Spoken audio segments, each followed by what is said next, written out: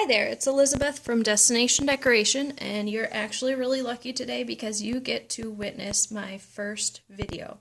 So today what we're going to be looking at is we're going to be looking at brush pen lettering, and specifically the anatomy of a brush marker.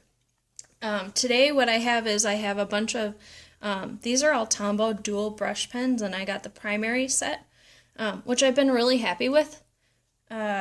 So here I'm going to take one of these markers out and you get to take a look at it. So I just grabbed the purple one. And what these markers are, it's called a dual brush pen because it has two different sides. One side, which is the side I use the most, is kind of a cone shaped. You can see it kind of narrows to a tip. This is the brush side, and the tip is actually called a nib. I was kind of confused when I saw that because I was getting a little messed up with the calligraphy terms that I had used, but it is actually called a nib.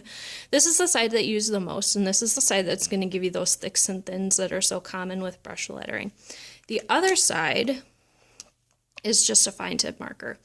So it's great for writing when you don't want those thicks and thins and you don't want those variable widths. And it's also great for going in afterwards and touching up your work. If you have some places that are a little shakier than others, this is really great because it gives you a lot of control.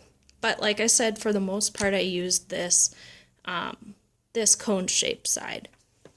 So the key to brush lettering is pressure. Just like in calligraphy, it's really important to know where your pen is going, and that'll really determine how much pressure you're going to put on it. You want your downstrokes to be really thick and your upstrokes to be thin. This will give you a nice contrast between letters, and it just really adds interest to your writing. So I'll show you kind of what I mean.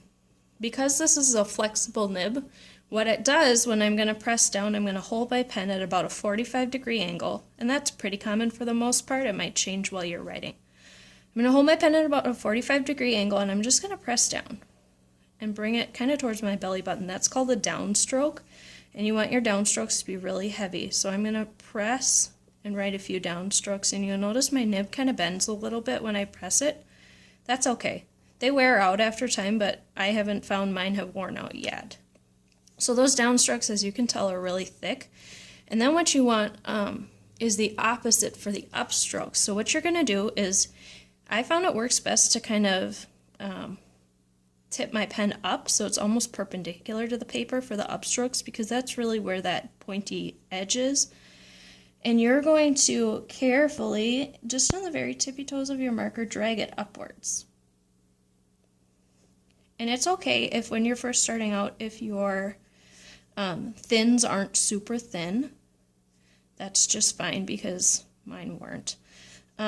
And it's okay if they're a little shaky too. When you're actually writing, the shakiness will be noticed a little less. It's kind of hard not to be shaky when you've got such a thin nib. And there's a little bit of variation within there, but for the most part, they're pretty thin. So let me show you what that looks like when I'm writing. So like I said, when you're going up on the paper, you are going to do some light pressure. So I'm just going to write hello. So I'm going up and it's light. And then I'm going to transition and I'm going to press down. And now I'm going back, so I'm going up again and down.